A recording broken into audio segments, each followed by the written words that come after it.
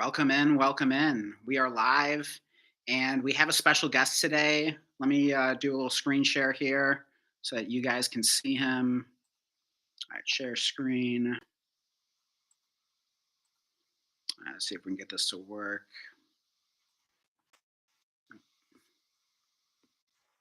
Share this tab instead. All right. Let's see. Hopefully you guys can see Jacob now. Here, wait. Let me pull it up and see if you can actually see him right now. I might still be black. Are you? Okay. Here, I'm going to pull up the stream right now. But maybe it'll get going. Yeah. But we got Jacob in here. If you can't see him now, hopefully we'll be able to see him very soon here. I'm just going to pull it up on my phone so I can see what you guys are seeing right now. Let's check this out. Okay. Oh, yeah. I think I have to, let's see, go back. All right. I'm hoping that will fix it now. It might just take a second for it to show up. Okay. Yeah. It looks like we're good now. Cool. So Jacob is featured big here, and I'm just kind of tucked in the corner. But hey, it's the best we could do. So we're gonna roll with it. We're gonna feature our guest here. But yeah, Jacob, welcome in. Hi. We tried to do a stream together a couple weeks ago, and the technology wouldn't exactly cooperate with us. But take two here. Fingers crossed, we'll have some better luck here. But yeah, welcome to the show. Thanks for having me. Always fun. Always fun for sure. Absolutely. And I feel like it's been too long since we properly had you on here and talk some Dynasty. And of course, with the season having ended recently, we can kind of talk a bit about anything we learned from the season. I definitely want to talk about some of the coaching changes and the potential fantasy impact of that. And really, we can just kind of talk about whatever here. We don't really have any kind of set plan in place. It's kind of more like a Dynasty and beers. Although I didn't have the thumbnail for that available on me, so I think just went with the Dynasty dilemma. But how you doing, man? And what's the first thing that comes to mind? Anything that you want to talk about right off the rip here, or what's on your mind? I'm good. Thanks for having me. Yeah. Sorry you're tiny. Wait, I think you're over there somewhere. It's all good. We're featuring you today. You're guest of honor here. You're very important, Jacob. So. But yes, I'm super nerdy, so I'll talk about whatever, as you know. Hopefully the video is not too bad. But let us know in the chat how it's looking. It might be slightly choppy, but hopefully it's not too bad where you guys want to turn off or anything like that. But hopefully the audio is good. So yeah, definitely let us know in the live chat how everything is looking and sounding. But yeah, I don't know. What do you think, Jacob? Should we? I am kind of curious to hear your thoughts about the new offensive coordinator for the Lions. Of course, I'm a big Detroit Lions fan. Have been my entire life. So yeah, Drew Petzing. I saw a comment from yours. In fact, you actually kind of broke the news to me, Jacob. I saw a comment from you in a league chat. I can't remember what league it was now. It's probably either listener league or break room. And it definitely wasn't a positive comment, and I can't say that my initial reaction was much better. Although I'm starting to warm up to it a little bit, but I don't know if that's just the Lions fan in me wanting to see things positively. So I'm definitely not completely objective here, but how bad is this? So how are we feeling about this? Well, that was a classic. Just I want to troll Dan comment. I realistically, I think. I knew it. Realistically, I think it's fine. For a couple reasons. So I don't know, Arizona wasn't great. Coordinators are weird. You never know whose fault is what, kind of. Right. Although sort of the thing to look at for coordinators, I think, is more philosophically how they do things versus how good the offense actually is. You can tell, if an offense will skew one way or another based off the coordinator, but how good it'll be, I don't know. Mm-hmm. But this guy, I don't know, in Arizona, the offensive attack was pretty balanced, and the Lions offense was so bad before Dan Campbell, right? Yeah. Before Dan Campbell took over as play calling duties. And then it was really good. And so maybe he just keeps doing that, right. That can always happen. But then even if he doesn't, the odds is it's as bad as it was in the first half of the year when the now fired coordinator was calling plays. I would be surprised if it's as bad. And by the way, the offense wasn't bad, but it was below what their elite talent should have been. Right. And I would be surprised if it gets worse than that. So I think all things considered, it's fine. I Yeah. think it sure beats having Arthur Smith. Um, Yeah. so all things considered, probably Yeah. worked out pretty I well. mean, maybe that's part of it too, because yeah, I did hear the idea of Arthur Smith floated out there. I think again it was you mentioning it, so probably another Dan troll comment in a league chat. But yeah, compared to that, like it does at least feel better than that. I mean, of course, like Arthur Smith is kind of just become I feel like a bit of a joke in the fantasy community. Like everyone hates him, and I'm sure he's like a better real life coordinator than than he is for fantasy or whatever. But yeah, I mean, we're thinking of things largely from a fantasy football perspective. So yeah, For Arthur sure. Smith definitely wouldn't have been fun. And then with Petsing, yeah, my initial reaction wasn't good because I mean, thinking back to like last offseason and like going into this past season, he's definitely a subject that came up whenever Blake and I would talk about Marvin Harrison and Kyler Murray, and we were definitely putting a lot of the blame on Petsing, right or wrong, fair or unfair. Mhm. But the way we looked at it was like, okay, we've seen Kyler Murray be a good quarterback before, for years, certainly good for fantasy. And as far as like Marvin Harrison goes, of course, like a great prospect. So it's like, okay, by process of elimination here, it's got to be like the coaching or something else, right? Um, Yeah. but I don't know. I mean, I do feel like once Jacoby Brissett went in there and kind of was like lighting things up a little bit and Yeah, it was looking good, looking so good, for it's like, sure. okay, maybe this is more of like a Kyler Murray issue, or dare I say, maybe even like a little bit of a Marvin Harrison issue. Like, if you believe that, I mean, of course, I'm a big Marv fan still, but I don't know. I mean, I'm still kind of open to adjusting my opinion on Marv as needed here. I'm gonna kind of need a little bit more off season to reflect on that, but I still feel like Marv has had some bad luck, and I still think there's hope for him for sure. We can maybe debate that later on if we want to dive into that. But in any case, but yeah, the way Brissett came in there, and all of a sudden, like the offense is rolling, and McBride's like a league-winning, tight end one by a mile, and even like Michael Wilson's coming out of nowhere, and he's looking like a great receiver, certainly awesome for fantasy.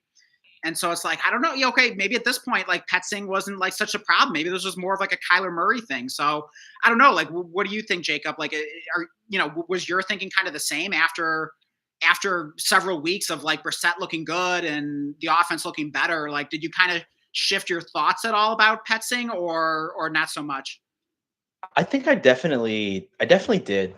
But I think it's worth saying, like, in real life, like, Brissett wasn't, like, as good as, like, he was for fantasy. Right. Like, he just was forced to, like, throw a lot because A, they couldn't run, and B, Yeah. like, their defense was bad and they kept going down. So but, like, Right. the actual, like, splits or whatever were, like, just fine. Mhm. But, like, that's probably pretty good if you're, having an offense with, like, Jacoby Brissett, who the NFL decided is a backup, and Mhm. then, like, no Marv and just, like, Trey and Michael and literally nobody else. So, like, I don't know. Yeah, I mean, I think he's solid. I feel like buying any, like, if there's any discount now for Lions players randomly, Right. like, I would probably take the discount. Like, I don't think there should be any issues. And also, like, he could have hired, like, literally Matt Canada or something. But, like, if Dan Campbell calls the plays, like, it's probably just okay, Right. so and I feel like he might still.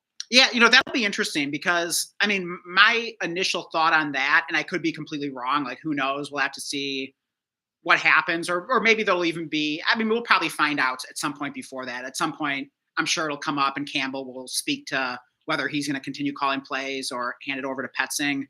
Um, but my initial thought on that is that if you've just hired this new offensive coordinator and you want to give him a good endorsement, actions speak louder than words. So if you're just immediately saying like, oh, if Campbell's immediately just saying like, oh no, I'm still going to call plays and everything, like what does that say about the OC that you just hired? So Yeah. I kind of feel like they'll probably give Petsing a chance to call plays and see how that goes. And yeah, if it's not going well, maybe he will be on a short leash because as we saw this past season, Campbell clearly wasn't afraid to just take the reins himself and say F this, like, I'm gonna take over here, and that worked. I mean, the fact that there was such an improvement from that point, I think Campbell will be more likely to do that quicker and maybe have the new OC on a short leash. But I do think Petzing will initially get that chance. So yeah, it'll be interesting to see if it does indeed play out that way and how he does. But the other thing to keep in mind too is that we talked about with coordinators how it's sometimes hard to isolate like how much of it is them versus like the playmakers, the quarterback, the offensive line, like the head coach, like all these different variables. Um, I mean, certainly he's going to have a lot to work with in Detroit. I mean, Yeah. great players, great weapons, really solid quarterback. I mean, I think a pretty solid offensive line, at least like if everyone's healthy, a good head coach and Dan Campbell. So if like all the pieces around him are that good, I have to think as long as he's, if he can just at least be like an average coordinator, I mean, I feel like the end result of the offense should be, pretty darn good. Yeah, I agree. I think it should be good for sure. Yeah. And like even last year with like a bad OC and them getting relieved of their duties, like on the year, it was still a good year. So like it's not even like it could really, I don't know, they might be like being bad proof a little bit. Like Mhm. but yeah, I think they'll be cool. Um but yeah, I would take any Lions discounts for sure. Yeah. The Go ahead. oh sorry. Oh, go ahead. Go ahead. I was gonna say or a little different, but like Mike McDaniel to the Chargers is very cool. I think Mhm. that's really cool. Okay. I think that's very bullish for all Chargers players. Like that's kind of sick. Yeah. Yeah. I don't know. I'm high on him for sure. Okay. I think he's good. Yeah. Is there anything like in particular that makes you feel that confident, or that anything specific that you think will be like improved because of that? Like what comes to Oh mind? well, I well like I think he's good because like I know Miami like ended up going down the drain, but like he had a bad defense every year, and like 2 of his 3 or he was there for 4 years maybe? I don't know, 2 of his whatever years, they had, like, a literal top offense in the league, Yeah. and that's with, like, never having a good line, and then, like, Tua, who is bad. So, like, Mhm. um, I think he's pretty I think he's pretty compelling, especially because like, the Chargers have, like, a bunch of weapons. Yeah. And so but, yeah, I think it just helps everyone because the former OC there too was Todd Monken, and, like, he just, like, runs the ball and is a boomer. I don't know. Like, I just feel like it'll be cooler for sure. Yeah. But maybe it won't. But I think it's definitely bullish. So I don't know. I would probably buy any charger if their value hasn't gone up. I think that's worth it. Right. Um, for sure.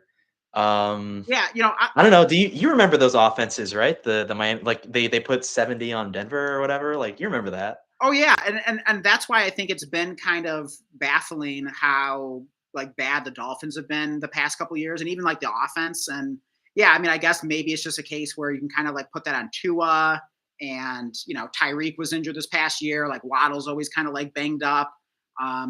So I don't know. Like I don't fully know what to attribute it to. I guess it's maybe kind of like a combination of things. But yeah, I mean, I definitely had like a pretty like positive perception of Mike McDaniel when things were going well. And then like the past couple years, he was like on the hot seat and things weren't going as well. And then it's like, oh man, like the NFL kind of figured him out a little bit. Is he not as good as we thought? But I mean, who knows? I mean, maybe it's one of those situations where he suddenly goes to a much better situation with the Chargers with just like we were saying with Petzing with, going to the Lions, like going to a place with a, great quarterback, a lot of good weapons. And like all of a sudden, maybe it's just going to be like, Mike McDaniel, the Chargers putting up 70 on a team again, or, something crazy like that. It's like, oh, here we go. Like that's the Mike McDaniel we remember. So yeah, I definitely don't hate it. I mean, I'm definitely open to Mike McDaniel.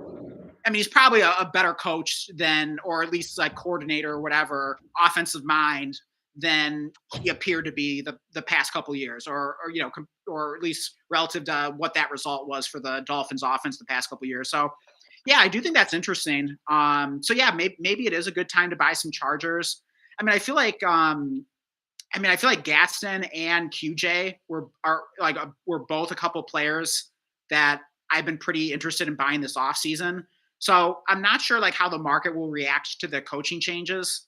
If everyone will be as positive as you are, or possibly even I am becoming here. But I think Yeah. they were good buys anyways, because obviously like with the Chargers, You had Justin Herbert like banged up for like the second half of the year. The offensive line was all, was missing a bunch of players with injuries. Um, and I feel like that's not being priced in enough to pretty much like all the charges. I mean, you can even throw like I agree. Lad McConkey in there, although I mean his value is held up like pretty well somehow. I guess just because his rookie season was that good and people just seem to like him. And then I mean, Justin Herbert's always like pretty insulated. People still seem to really like Hampton. So I'd probably think like the main buys would probably be like Gadsden and QJ. Oh, maybe probably Trey Harris as well. We should definitely throw in there. But yeah, what are your thoughts? I mean, were you kind of buying some of those Chargers anyways, or like what trade offers, what players might you target in trade offers like right now? Yeah, I think I pretty much agree with like everything you said. Yeah, I think I don't know. I mean, it always depends on the value. Like if the owner's low on anybody, I'll buy them. sure. But I have a lot of lads because Okay. his rookie year is good, so I can't really buy him. Right. But yeah, like Gadsden's definitely a buy because I also like I don't know. It didn't get talked about enough. People were just like, oh, like he got overhyped or whatever. But Mhm. like his route participation fell off like the game after Joe Alt was out for the rest of the year, and Exactly. like Yeah. because they just like need him to block because like their line is the worst like of all time. So like he just automatically is a buy from that. Oh yeah. Um, Because I mean, but we saw what Gadsden could do. I mean, when he yeah, caught fire there, whatever week it was, it seemed like it was just like a handful of weeks into the season. I mean, like he was going nuts. It was like, oh my god, like is this like the next big thing at tight end? And his value was skyrocketing. And but yeah, I mean, once that fell off, it really coincided with the injuries to all the Chargers, particularly the line, because that really does affect tight end a lot. Because once the offensive line is struggling, then all of a sudden they want to use the tight end to like block more. Or if Gatson isn't like an amazing blocker, they might even give him like less snaps and put out yeah, Disley, who's probably like a better blocker, I'm assuming. So I think that is a huge impact. And if that's not being priced in, like Gatson has to be one of the most no-brainer buys of all time right now. yeah, I agree completely. Yeah, and I don't know. I'm sure like he's already like priced correctly, but I really like buying Hampton. Yeah. He um like he has the first round investment, which is rare, Hmm. and he doesn't have much meaningful long term competition. And he showed he can be competent passing and catching, and now he has a good OC. Yeah. Like he could very easily be like the dynasty RB1 like by week 4 or Hmm. something, just because like their offense plays well and he's the guy like getting all the touches. Like that's all it really takes. Maybe not RB1 because Bijan exists, but like Right. RB2, like whatever. Yeah. I mean, Um, yeah, he could certainly be like, in a ceiling scenario, top three, top five. I mean, I really don't think it's too hard yeah, to imagine that.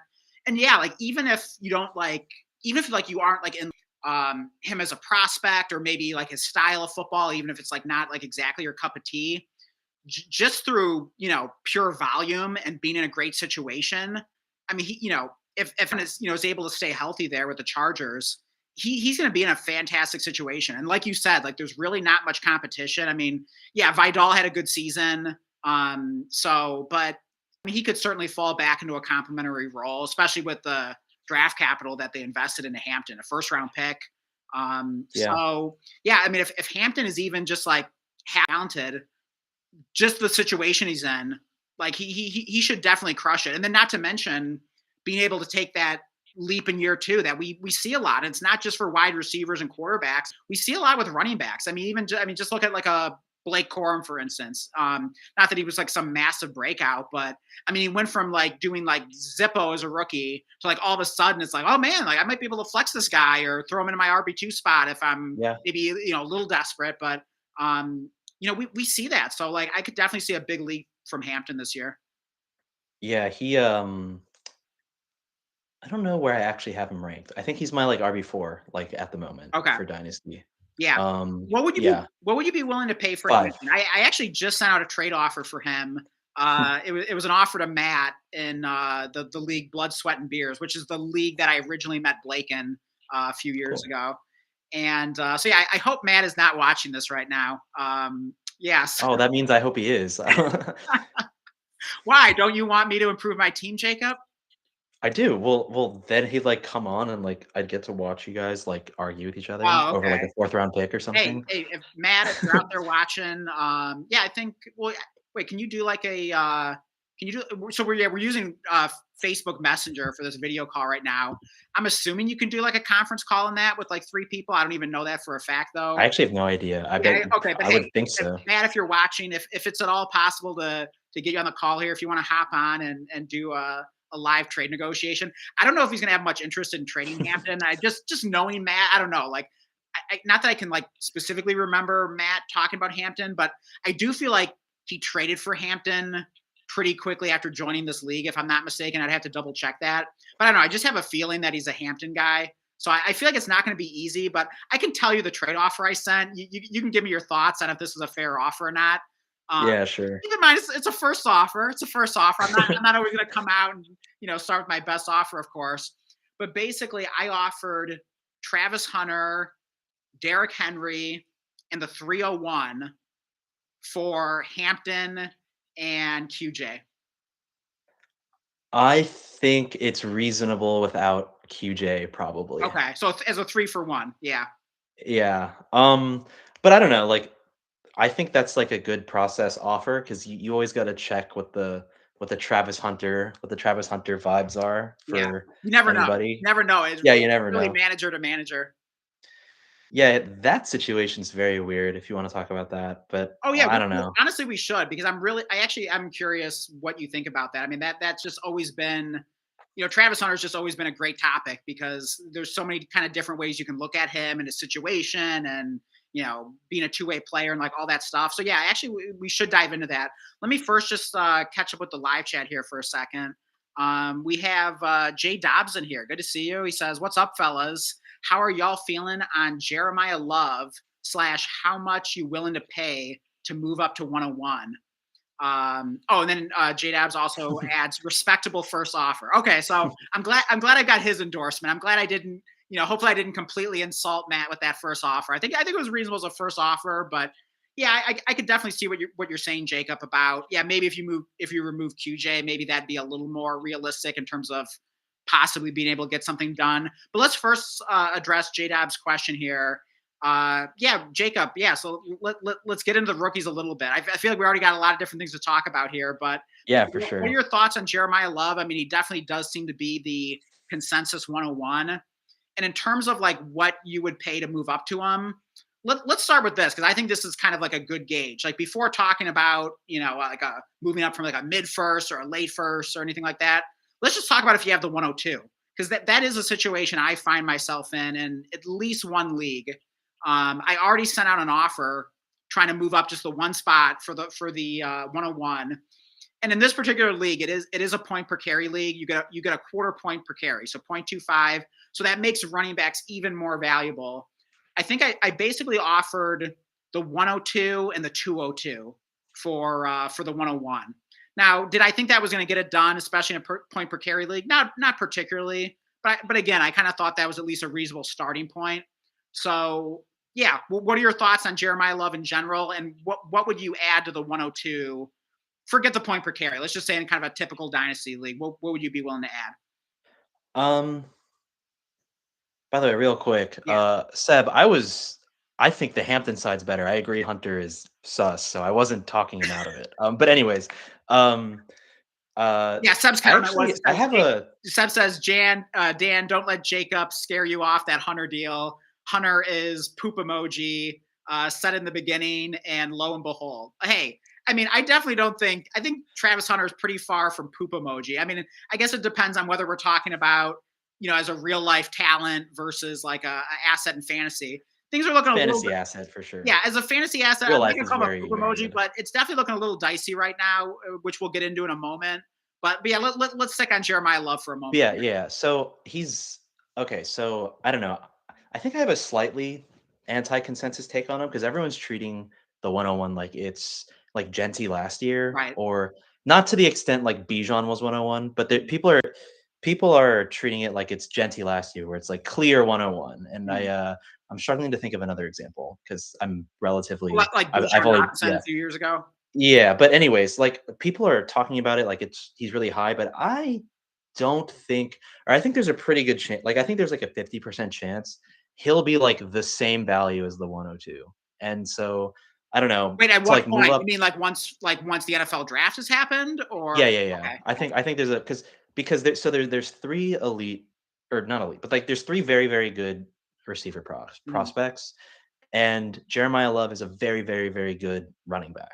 yeah, Like he's not elite. Like I know he gets hype, but I don't think he is as good as Bijan or um Genty, uh Saquon. okay, You know, he's not in that like, oh, this guy is the guy. Like, you know what I mean? yeah, Like even Genty, people were like, oh, he's awesome, and he went a little high, yeah. but like nobody was like he's as good as Bijan or Saquon Barkley or anything. And I feel like And with I think Genty, people, most people were saying like he's really close. Like maybe he's not like quite yeah, John, but he's like just a half step like below him, kind of thing.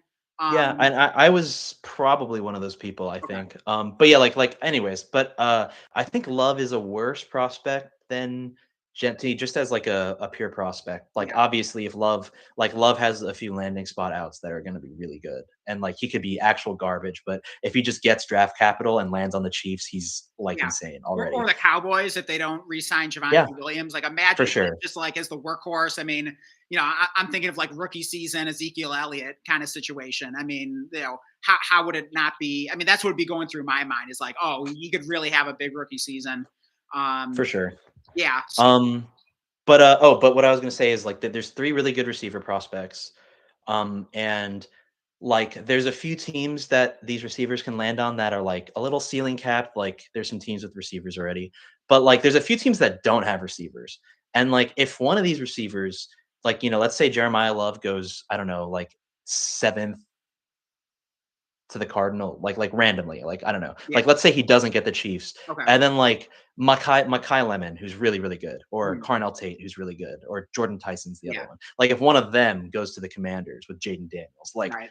I don't know, like I might take the great receiver prospect with the elite quarterback over like a Yeah. first round running back who's like didn't get a great land. You know what I Right. mean? So Sure. so like I'll see things people will say like I don't know, like I'll see like on Twitter or whatever, like, oh, just traded, 103 and a future first to get 101. Oh wow. I wouldn't be Yeah. doing that. Yeah. It might like I don't know. And like in the like I can't think of it off the top of my head, but like if Love gets an absolutely garbage landing spot, like if Right. the Steelers trade up to get him, and then like Jaden like Jordan Tyson gets Jaden Dan, like Right. that might be the 101. Like Yeah. Jeremiah Love might not even be the 101. So Yeah. I mean, I I think don't know. I wouldn't I wouldn't add too much on top. I definitely add something just to yeah. move up.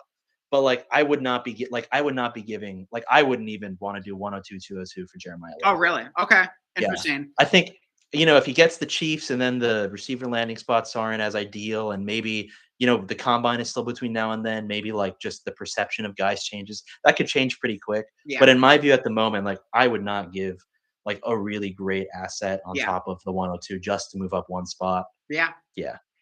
Yeah. I mean, that's true. I mean, I guess like the only counter to your argument would be, although I don't necessarily think it's a great counter, is in that scenario where all of a sudden now you're excited about this receiver, Jordan Tyson, or whichever one gets drafted by the Commanders, and okay, this is Mhm. going to be either future or in the very near future, like number one wide receiver for Jaden Daniels.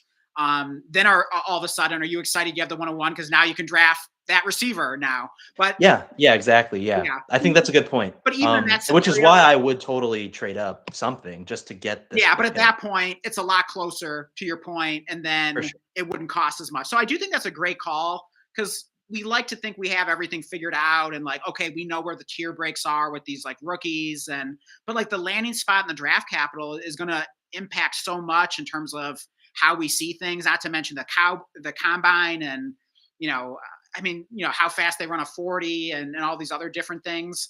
I mean, it's going to change all these things combined is going to change a ton. For sure, And yeah. yeah, I mean, I remember last year, I really overpaid in this one league, Grease Bowl, which is another league Blake and I are in. And running backs are kind of hard to trade for whatever reason in this league. And I was trying to turn my like rebuilder into contender, and I way overpaid to go from 102 to 101.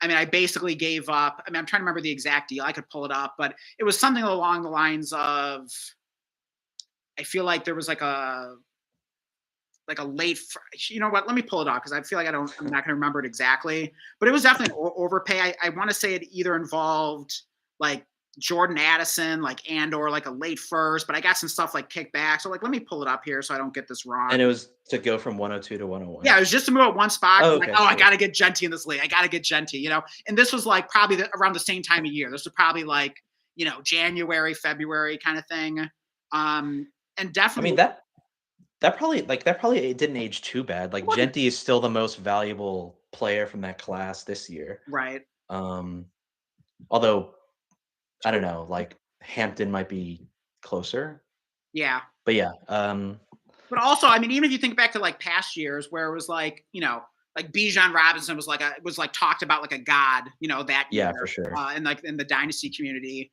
And as funny as it sounds now, like Jameer Gibbs is like, oh yeah, he's awesome too, but he was almost like a little bit of an afterthought. Like, not to go Yeah, off on like too many tangents here, but you know, I was only in like a few dynasty leagues at the time, and I remember I had the 101, and it's like, okay, I've been tanking for Bijan, like, you know, this is it. And someone was like trying to trade up to, you know, presumably get Bijan. And, you know, I mean, I was happy, you know, I mean, I definitely want, you know, I wanted to get a running back. I mean, at least I don't know. It just felt like there was like Bijan and everyone else. And I think someone offered me like the 105 plus like their first the following year to like move up the first spot, you know, move up to the 4 spots and get Bijan. And I remember thinking at the time, like, ah, man, like, I don't even know if that even really moves the needle much for me. Like, this is freaking Bijan Robinson in all capital letters, you know? And as it turns out, I could, you know, this was a bit of an unusual league. It's like an insane, you know, it's that crazy tight end premium league where it's like 6 PPR for tight ends. You know, Gibbs was sitting there at the 105, you know, and it was yeah, in that league, which I probably could have anticipated.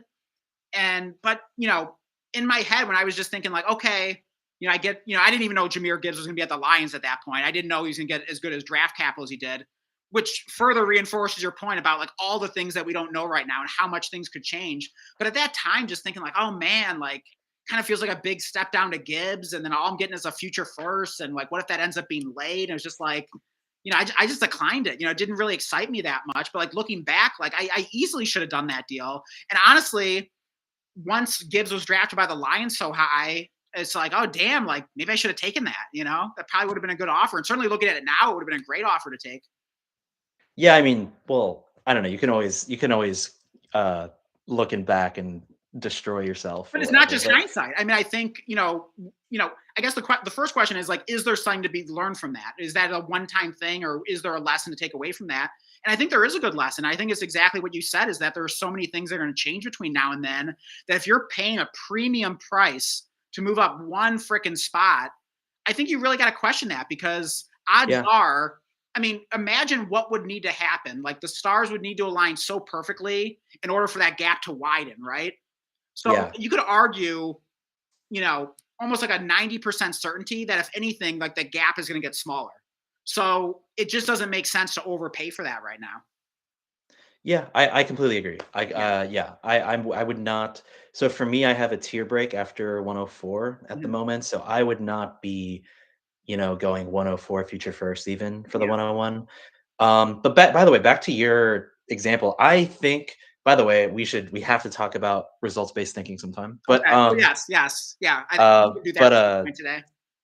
oh cool. But like I think that was good process by you to decline that because at the Really. time pre NFL draft, like I remember the conversation was like, Gibbs might not even be the RB2, like it might be Zach Charbonnet. Like Gibbs is kind of small and Right. he's just an elite receiver and blah blah blah blah blah. Yeah. And I don't know, like we knew Bijan was already an elite talent and was gonna get really good capital. Like, I don't know, like I'm not gonna give up a confirmed Right. Right. superstar a for a compelling player and like a late Right. first, Because even though he became a superstar. But exactly. like, Because I mean, at the time, it just felt like, oh my god. Like, I mean, again, like it really felt like Bijan was being talked about like a god. I mean, that's what it yeah, felt like. It was like, this is like the generational like running back prospect.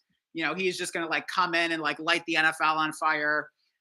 So it just felt like the way he was being talked about, right or wrong, that it's just like, okay, if you want to move up and get Bijan, especially like 4 spots, I feel like you're really gonna like have to make it like a no-brainer for me. Something that I just like can't say no to. And but maybe the other manager was smart not to get that carried away. Knowing that, like we're Yeah. saying, like the gap can probably only tighten. Um, but yeah, at least at the time, it did kind of feel that way. But it is a good reminder that usually when the gap is like that big, there's the odds are it's gonna lessen to some degree because like with For sure. because it almost like can't even widen if it's like that huge already. Yeah, I agree. And I guess I don't have a good handle on how huge it actually is. Like Right. I'll see the like random posts where I got this bag or whatever, but like that's just what ends up, being notable enough Yeah. that like I see it. Like maybe it's not actually that crazy. But yeah, like I would not be giving too much up on top of the next 3 picks after 101 just to Yeah. get 101 because the receivers are really good. Yeah. But it does seem like there's kind of like, and not even just like specific to this year, but just in general, it does feel like there's kind of like this mystique around the 101 most years where it's For like sure. the manager just has this attitude of like, well, if you're not overpaying, like I'm just, I'm not going to move it. You know what I mean? So I Yeah. think that's kind of like the big thing you have to deal with. There's kind of just like this expectation of like, oh, you got to blow me away to get the 101. Like even if there's like not even a huge difference or, whatever the case may be. So yeah, it can be tricky to move up. So yeah, I do like your perspective on that. Let's catch up with a little more of the live chat here. We will still get into Travis Hunter as well because I think that is a really interesting topic that I'd love to hear your thoughts on. But let's see. JDab says Travis Hunter is pretty far from poop emoji. Oh, he's quoting me on that LMAO. Yeah, I guess that is kind of a funny quote there. But hey, it's the truth. I mean, I definitely believe in his talent. Then J Dobbs also says Genty holding his value so well in an iffy league is the one big draw for me with Love. Don't even think he needs to kill it his rookie year to retain value. Yeah, I do think that's interesting because we saw the same thing with Bijan. Because I mean, you could look back on Bijan's rookie year and be like, oh yeah, it was solid, but like it didn't feel that great. It was definitely disappointing, and just because the expectations were so high that it was kind of like, okay, if he doesn't have Saquon Barkley's rookie year, it's going to feel disappointing. And it was pretty far from Saquon's rookie year. But in any case, even though it was kind of disappointing, Bijan's rookie year, yeah, he didn't lose like any value like whatsoever. I mean, at least it felt like. And same with Genty here. I really don't think I haven't seen too many people selling low on Genty. In fact, I just don't see him moved in deals, and I think that's because anyone trading for him would hope there'd be like some kind of discount because like, okay, the rookie year was pretty up and down. He's on the crummy Raiders. Like, come on, there's got to be some discount, right? But it doesn't seem like anyone's really selling him for that. So as a result, you just don't see him moved. So I do think because of all the hype, it does kind of create this value insulation for Jeremiah Love, don't you think? I completely agree. And I think his next comment mentioned that as well. But like I guess what I would also say is, there's also value insulation on like a really highly drafted receiver with a good quarterback. Sure. Like Rome's value insulation was really good, even though his rookie year was actually horrible. Right.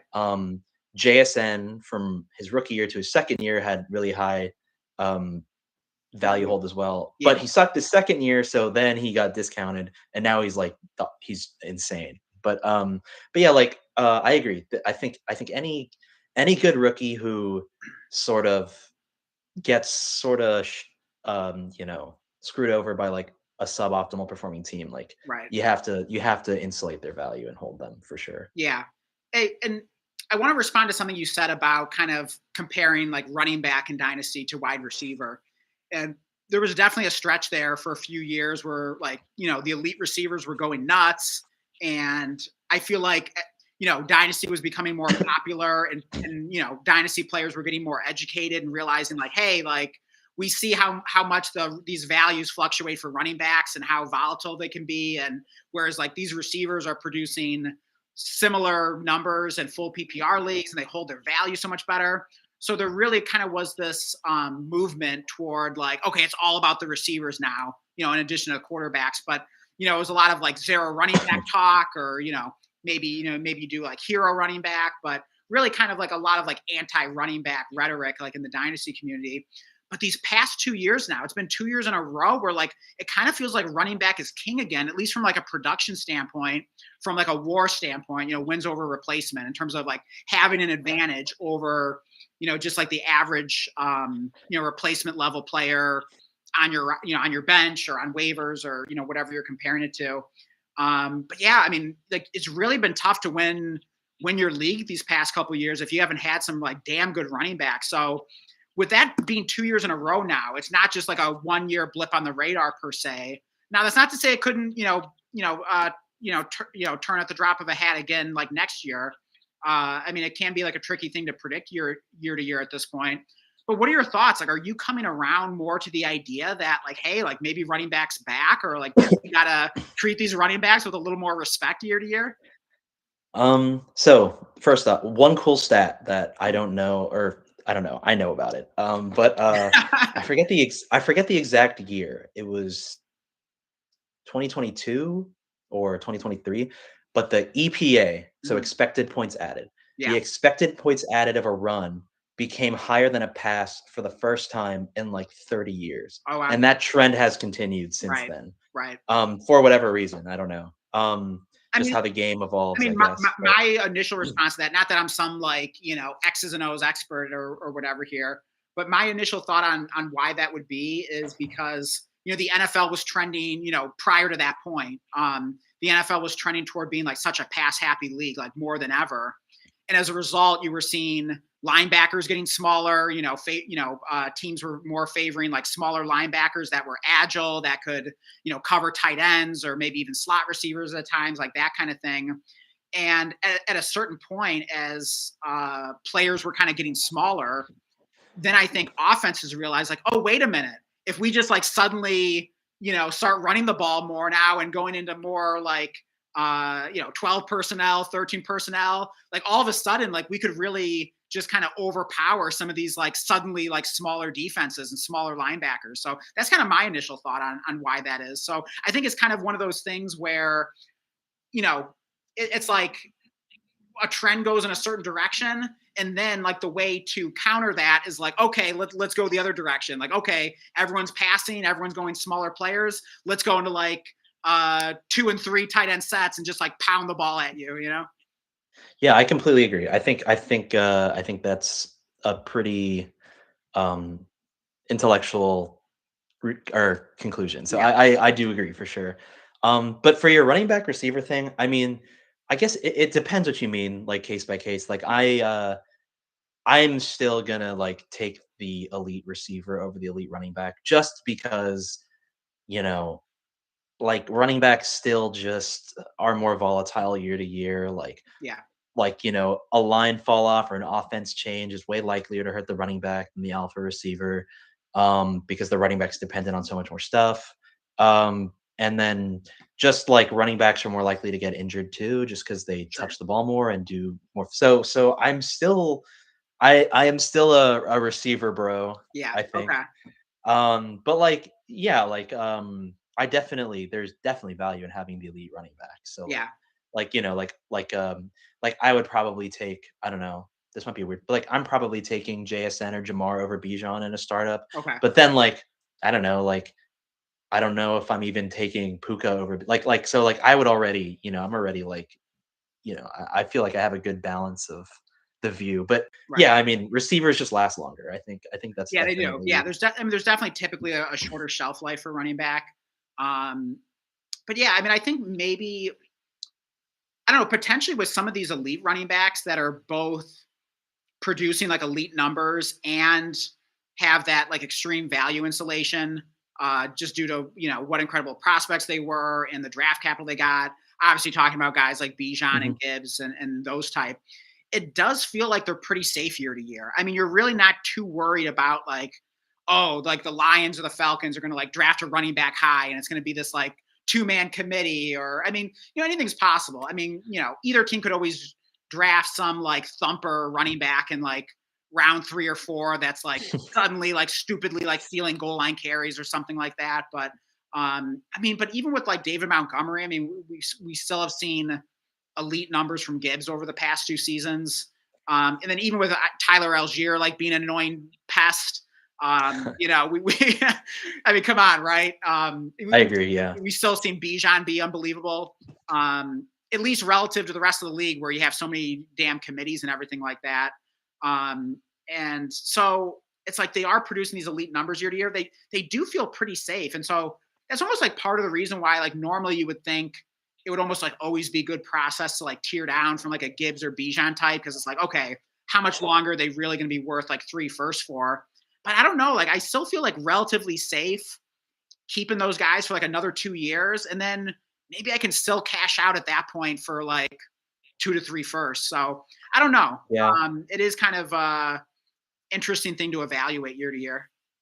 Yeah, definitely tricky, and it's definitely case by case. I think, I don't know, like, I do agree, I do think Gibbs and Bijan are, like, pretty safe, but, like, there's definitely been other elite running backs who are pretty safe that we felt safe about, like, not even, like, Breece Hall, like, who Yeah. was the RB1 low key for, like, Right. that one, Yeah. but, like, the Jets were always sus, like, this could have always happened, but, like, Yeah. I don't know, like, JT definitely after his RB1 year, like, Right. you were Right. probably feeling good about that, that died. Saquon after his rookie year, you're like, "This is awesome," and then injury, and then Yeah. then there's like one bad year in New York. So I don't Yeah. know, like definitely cases for where it goes bad too, I Yeah. think. I mean, I still think that I don't know. Like, I definitely haven't felt compelled to move any of my Gibbs or Bijan shares. They just feel so good to own right now. I But I can agree, yeah. certainly see myself, whether it's like through injury or maybe like one of the Lions or Falcons, like, some things go wrong and suddenly like they're kind of a questionable offense. Or, I mean, who knows? There are a million different variables that like could go wrong all of Definitely, yeah. a sudden. And, or even just a major injury, like one of them tears their Achilles or ACL. And all of a sudden you could be looking back and saying, damn, like, why didn't I just take Chase Brown in 2 firsts, to sell Gibbs or Bijan, or whichever running back you like, Cam Scatabo in 2 firsts, and I don't know. We could even have a discussion about like, yeah, if what would be your like favorite running backs to tier down to. But just back to receiver for a moment. Um, I did recently see a war chart from the season that was like showing all the different positions, and I was like startled by like how flat this line for wide receiver was. I mean, it was crazy. Like, I can't ever remember seeing like a war chart line like that flat for a position. Although it probably was similar the year before as well, because I mean that was sort of a disappointing for receiver too. So I don't know. Like, I mean, it does kind of have me questioning like a little bit, like the degree to which I would value receiver or running back. So I don't know. I mean, I'm sure we'll continue that conversation. It's definitely an interesting one. Let's catch up with some more of the live chat though. Let's see. J Dobbs says, all right, let's see where we left off here. Um, He's asking about a trade. yeah, yeah. Okay, yeah, let's see. Genti. Okay, yeah, we read the Genti comment. Okay, and then he says, um, y'all think one of Abuka slash Olave plus 106 is too much to move up to 101.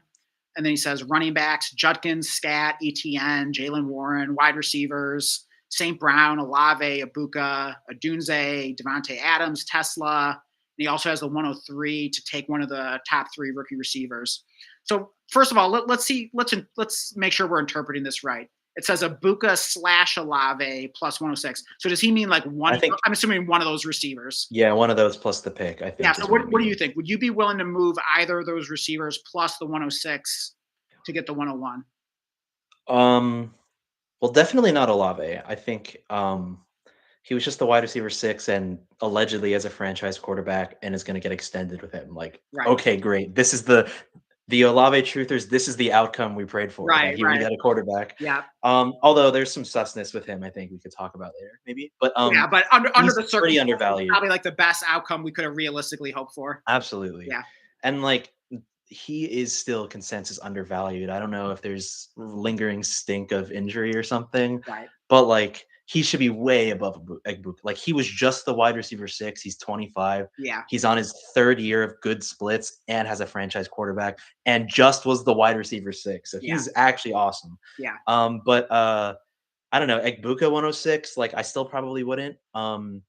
Just because Egbuka has lots of outs to be good, and the 106 like might still be a good pick. Like Yeah.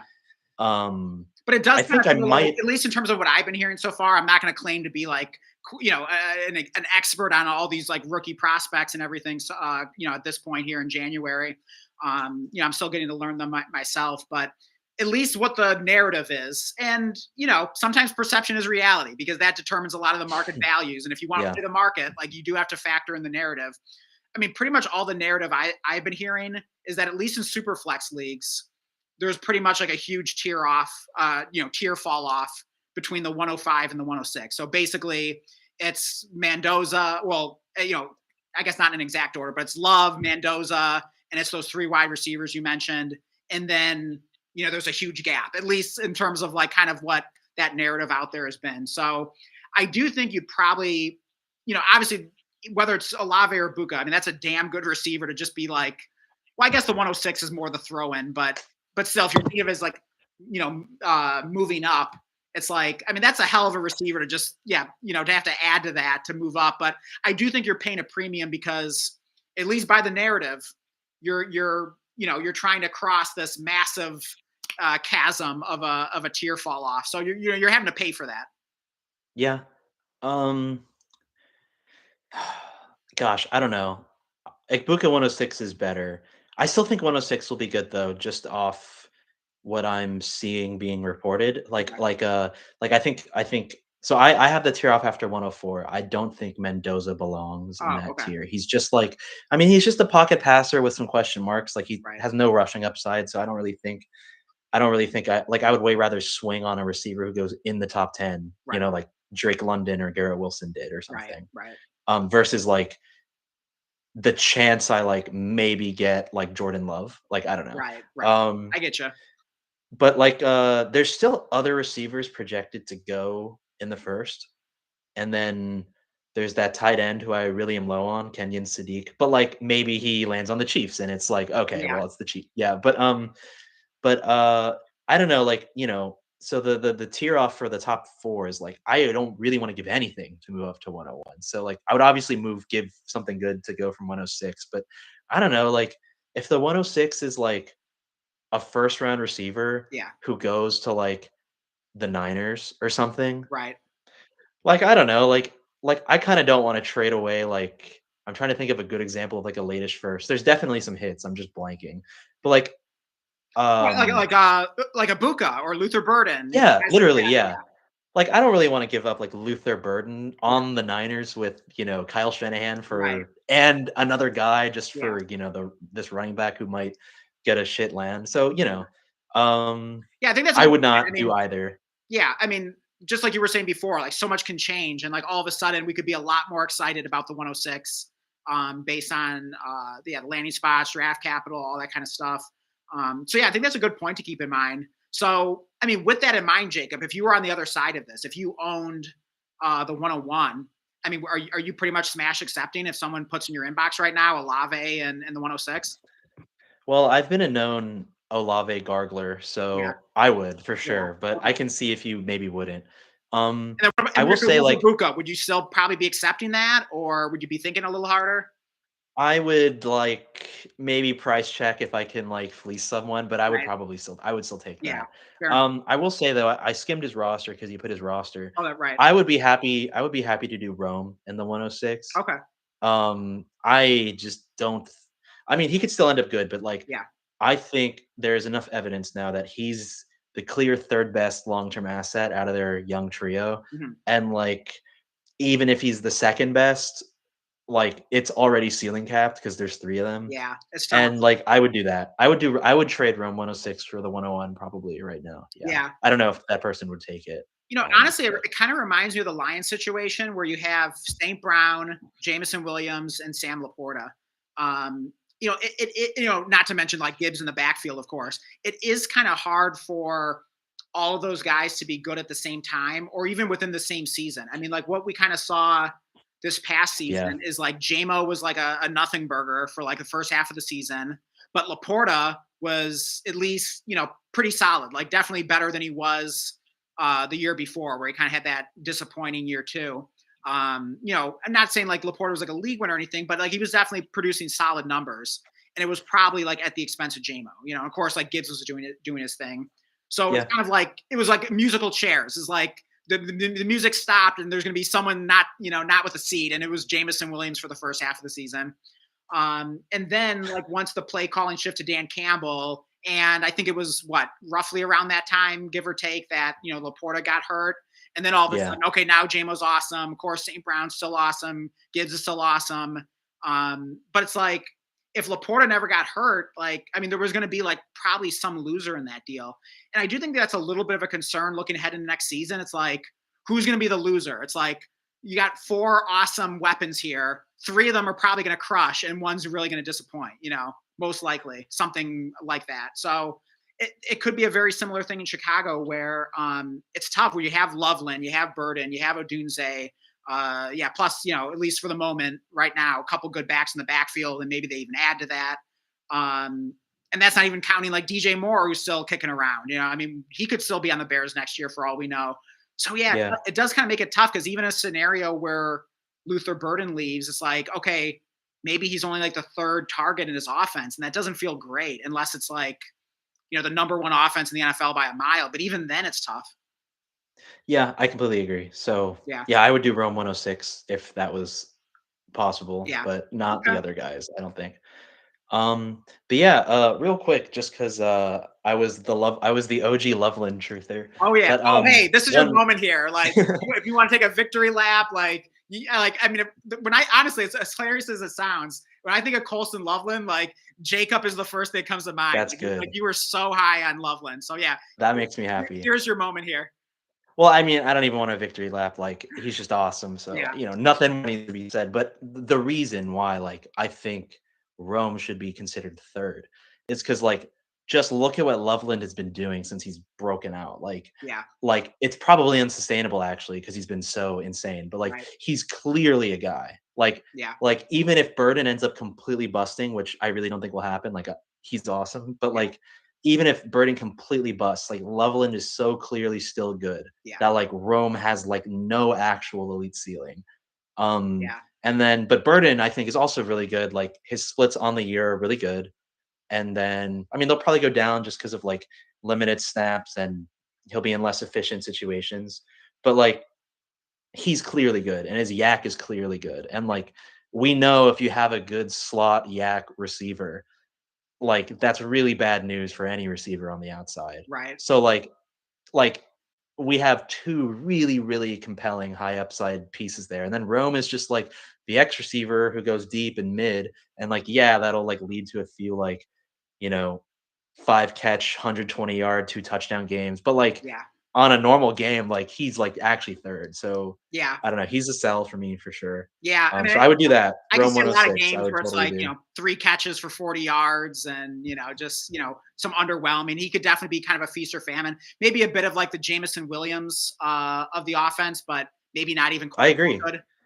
Yeah, no, I agree. I think that's I think that's a very, very good comp for Yeah. like how crowded the Lions is and how crowded the Bears are. Like Yeah. I mean, it Rome actually will seems be the like, JMO who just goes straight and like be kinda, I think, forgotten. yeah. I mean, it feels like kind of an easy comparison. And then, Luther Burden would be the Amon-Ra St. Brown in the slot. And of course, Loveland would be Yeah. the Florida of the offense. And of course, who's calling the offense? It's Ben Johnson, former Lions coordinator. So yeah, pretty easy to make that comparison there. So I do think that's interesting. Hey, real quick, before we get back to the live chat, just because we were talking about Rome for a second and you're a bit down on him, I think this would be a really interesting question to ask you because I was kind of debating this with Blake recently.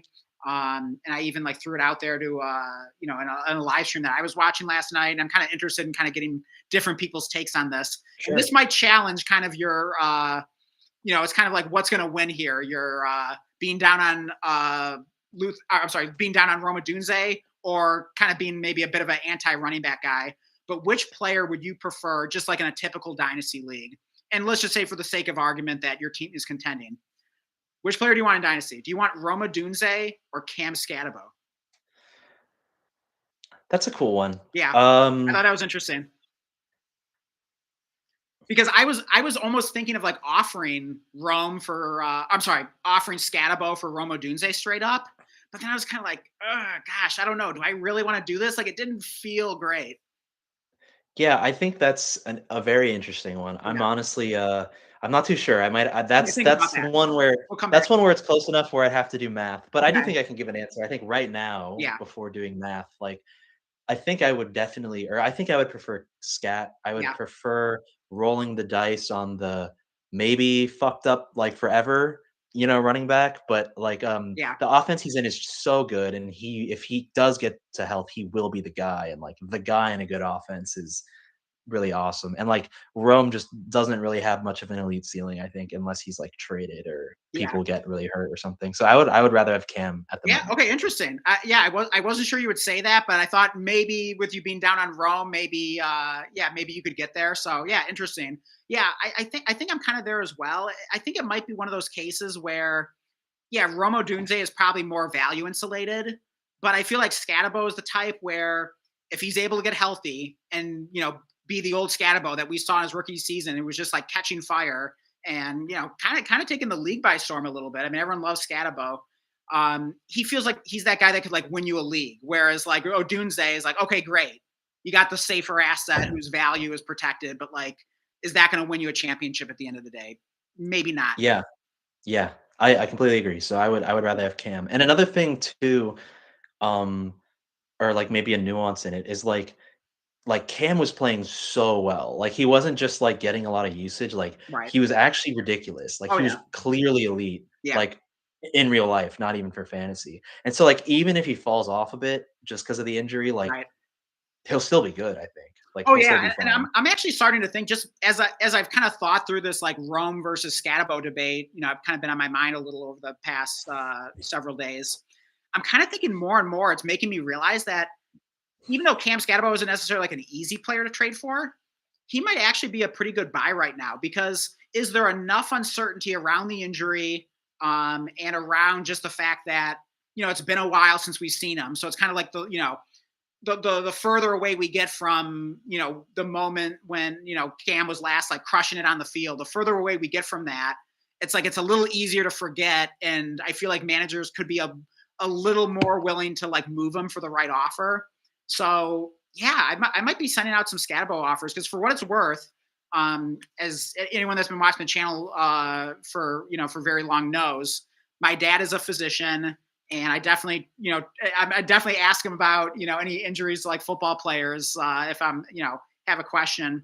And I have asked him about Scatabo, and basically his take is that he really has like no long-term concern about Scatabo and his injury. The only thing he said is that, it could be a little bit of a slow start. Assuming he's available week one, which he's expected to be, you might not see 100% vintage Cam Scatabo right out of the gate. So there might be a little bit of a ramp up period. Um, but long term, like for what it's worth, yeah, I trust my dad and his medical opinion. He really has like no concern about it. So I'm That's kind of cool. thinking like Scatabo might be a good buy right now. I mean, even if you have to pay a little more than maybe the market says right now, but if you need to just like throw in a little something extra just to kind of get a deal done right now, I think that's something that could age well. Yeah, I think the market's relatively correct on him. Like he Yeah. seems kind of high. I hit a couple tear offs to him like when I realized this take during the year Yeah. and like the narrative of him maybe being cooked was still a thing. Hmm. So I was able to get a few like Okay.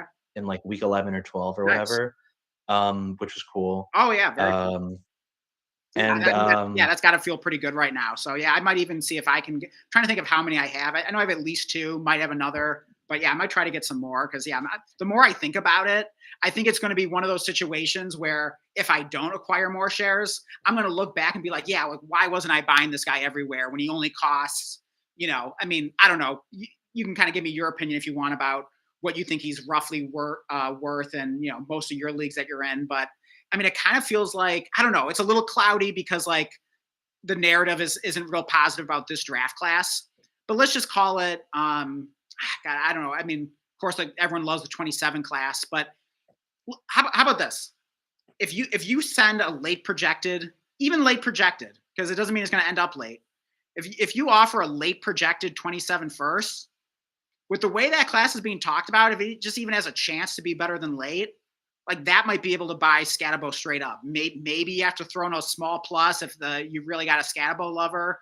Um, if we're talking like a late 26 first where the pick is settled, it's like the 109 or like whatever it is, that might be a little trickier. But I don't think it's anything ridiculous that you have to pay to at least most managers, but you never know. Yeah, I don't know. I'm in one league where someone sold low on him, and I just rolled my eyes because I was like, "Oh, I would have paid that if I knew." But hey, I mean, go to that manager and say, hey, you can have an instant profit. What do you need on top of what? No, he's Okay, one of the sharps caught okay, him, so so yeah, that's then you cooked. already know. Okay, fair enough. Yeah, I won't even try there. But yeah, I think your reads are right. I actually, I don't know, like I might take him. Like I might sell Scat for like a projected late 27 first. It's looking pretty good. Okay, and But just for like the lottery ticket aspect of it, because imagine if that team suffers some injuries, has some underperformers, and then boom, all of a sudden you got like the 104, unexpectedly. yeah, yeah, and it's that class is looking ridiculous at the moment. But anyways, but like for this year, like I don't know, like I think 107, like I don't know, I might rather have Scat low key, like I don't know. So Hey, I mean honestly, that means he has I don't pretty think good value. I don't think that's crazy. I mean, I'm trying to think if that was in my inbox right now, I had the 107 and someone offered Scatabo straight up. I mean, I would think about it. I mean, process wise, it would feel tough to like pull the trigger on it, knowing to your point how like things could change and that 107 could Yeah. increase in value. But I don't know. Maybe I would roll the dice that that offer is still on the table. Closer to the NFL draft or just after the NFL draft, and maybe I can even get a better deal at that point. So, but I'd be tempted though. I really don't think that's crazy. Yeah. I think that's around where he is. I might end up keeping the 107 just because I'm a wuss or whatever, Yeah, but that's around where I think he should be yeah. for Well, sure. hey, I'm impressed because yeah, you've been kind of anti running back guy, and this is a running back with fourth round draft capital. That yeah, if you're paying him this much respect, I think that says a lot. So I think that is a And pretty big endorsement for Scatabo. I would like to just add, I don't know. I feel like the only anti-running back takes I've had are just correct. Like, I don't know, like in the listener league startup, like I was anti-running back in the 4th round when people were taking like Josh Jacobs and Kyron Williams over like Chris Olave and like Egbuka. Like that's when I was like, this running back stuff is stupid. Right, But right. I don't know, like Bijan and Gibbs and the cool young guys early like makes sense. And Yeah, Scat's still young, so yeah. I think he should be worth something. He's cool. But yeah, just thought I'd throw that out Yeah, there. I mean, maybe Um, also like, I mean, yeah, maybe my perception of like how anti-running back you are is kind of exaggerated because um, the main league we're in together, or at least that I associate you with, is the listener league. And of course, like in that league, you've gone, you went like full rebuild right off the startup. So like all your value is tied up into like Drake London and Rasheed Rice and Chris Olave and all these guys. So like when I think of you, I just think of like receiver, receiver, receiver, receiver, and like yeah, and like you have like two running backs on your roster, and like they're just like gross names that you have just to like fill out a starting lineup and like adhere to like the technical rules of the league, which is pretty hilarious. oh no, yeah, for sure. Yeah. Like, But yeah, I'm I'm happy you sure in associate me with that. reality, and especially in your leagues where you're contending, like, yeah, obviously your rosters aren't going to look like that. So it's probably giving me a little bit For of a sure. warped view, but yeah. But yeah, let's go back to the live chat here. And yeah, we still got a few people watching, even though it's like past 3 a.m. here on the East Coast. So great to have everyone here. Definitely drop us a like if you would be so kind, if you are enjoying the stream. And yeah, we will trying to do a better job getting through the live chat here because yeah, Jacob and I are yapping way too much. It's almost as bad as it is with Blake, maybe even worse. So, That's good. but That's hey, good. that's not a bad thing. We love to yap on here. So, but yeah, back to the live chat though. Yeah, and hopefully that answered J Dob's question. Well, like, let's see, did I actually answer it? Yeah, I think I'd be willing to. Well, actually, well, he's on the other side of it. So would I be willing to give that? Yeah, I'm not sure I would. I think I would just kind of chill with what you have and see how that 106 ages. It's probably not going to be as bad as it seems right now. Yeah, so hopefully that answers your question. Let us know if you want any clarification on that. But yes, Seb in the chat says, how far off is A Chain from Ibuka? I want an Ibuka share or Bucky Irving / Brees Hall. Okay, so it sounds like Seb has A Chain and he wants to kind of tear down. Well, either tear down to Bucky or Brees, or I guess tear down kind of cross positionally to Ibuka. So let's start with Ibuka. Like if you owned A Chain, you're looking to like down tier to Ibuka. I guess first of all, is that something you're looking to do? Like what would that have to be on top of Ibuka to really get you enticed? I don't know. I um I really don't know. I think I don't know, like okay, like McDaniel's gone, so you have to bake that in. Right. You don't know what their quarterback situation is, although probably it'll be just as bad or a little better because Tua was so awful. Right. Um but A Chain's also weird, like a lot of his production is just like pity dump offs because there's nothing going on. Right. So it's very wild. And then Igbuka's also a wild asset because Yeah. like I was always like he's not playing that well since like week two. But Oh, wow. that was relative to his price. Sure. Like Which was I came on astronomical at stream. the time. I Yeah. totally came on stream and shit on him, I'm pretty sure. But Well, but yeah. like, I mean, that was and relative to his price, yeah, and I right? mean, you were Like, right. I mean, it definitely came crashing back to earth, and yeah, I mean, certainly you could make some excuses, some of them legitimate. He got banged up. The other receivers got healthy. Baker was banged up. So, I mean, I don't know. I'm still kind of forming my exact opinion on Ibuka. I feel like he should be a good buy low, but the problem is it seems like he's held his value so well, and people are kind of clinging to like what his value was yeah. in his peak at his peak early in the season. So it makes him kind of tough to trade for. I completely agree. A lot of the Igbuka owners are like butthurt that they didn't Yeah, sell Igbuka, yeah, which I kind of am in leagues where I should right. have sold him. But I don't know, like all things considered, like I was low on him because like he was being priced as like this top five dynasty receiver, and I was like, the splits aren't splitting.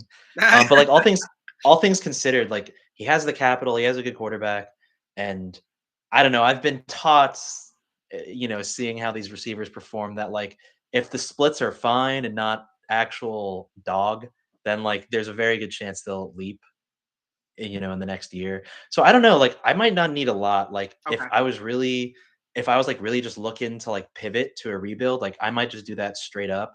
Like I might just give away Achan for Igbuka Oh, straight up. wow, but I mean, don't you think with Um the market, you could probably I don't know. no, I agree. I mean, I agree. You should be able to get more. I feel like you should be able to finagle. I mean, let me know if this is too much. Maybe I'm getting too greedy here, but I kind of feel like a late projected 27 first would be about right, you know? Um That I too much? mean, I actually kinda agree, but I might just also think that maybe is around where Achan is given all the uncertainty. Yeah. And, he's small and he always gets hurt. Like, he always plays, but, like, A-Chain? it's weird. Yeah, he'll always be it's kinda like how you and Blake were low on Waddle, like, Yeah. last year, like, Sure. yeah, he Right. plays, but, He like, technically he's plays. always questionable. He Yeah. always da da da, I mean, and, honestly, there's like, always I kind that. of feel like that's been exaggerated on A-Chain just because he's small. So it's like we expect him to get hurt a lot. I don't know. Maybe I For just sure. haven't been like following the injury reports enough. I mean, I do own A-Chain in at least one league. And honestly, at least this past year, like I can't specifically recall offhand of like, oh yeah, every week he's got the Q tag and everything. Like I felt pretty chill owning him. He just kind of lived in the starting lineup. I never remember a moment where I was like really worried about his health. Now, maybe the 2 years before it wasn't quite that good. Maybe this was one of his better years for that. But I do feel like that's exaggerated a little bit just because like we expect him to get injured because of his size. Yeah. He was nice this year for sure, although Yeah. he did miss a game and then Did he? yeah, he had like a maybe a ribs thing because I remember because Ollie Oh Gordon yeah, had a yeah, big because game Jalen Wright kind of suddenly became a thing, and it was or like Jalen Wright, it was gonna yeah. be Ollie Gordon, and yeah, yeah. Yeah, yeah. Okay, so So maybe all he did that miss one happened. game, but yeah, it didn't seem like that big a deal. But yeah, I mean, it felt good owning him. If Yeah. anything, he was like almost like annoyingly consistent to where like he didn't have enough like spike weeks. I felt like so Yeah. maybe that's just me kind of yeah, I don't know, first world problems or whatever. But yeah, I mean, he was still a delight to own for sure. For Um, sure. yeah, And I agree. I think you should be able to get more on top of Egbuka given how the market should look at these guys. But right. I don't know, gun to my head, it's not gonna happen. Like I might just do it straight up. Okay. Yeah, I definitely wouldn't. I mean, I feel like even like a second on top probably wouldn't move me. I feel like I would need that even late projected 27 first, even if I have to Interesting. like kick back like a mid to late second or something like that. Even if I have to like throw something back to get it done, I kind of feel like that first needs to be in there somehow. That's kind of how I feel offhand. Yeah, that is kind of where I feel like market should be. Right. So I would definitely think you should be able to get a plus. I guess, but like I'm the receiver guy. Yeah. So, Yeah, um back to the chat here. J Dob says McDaniel moving on from Miami scares me just a bit with A Chain.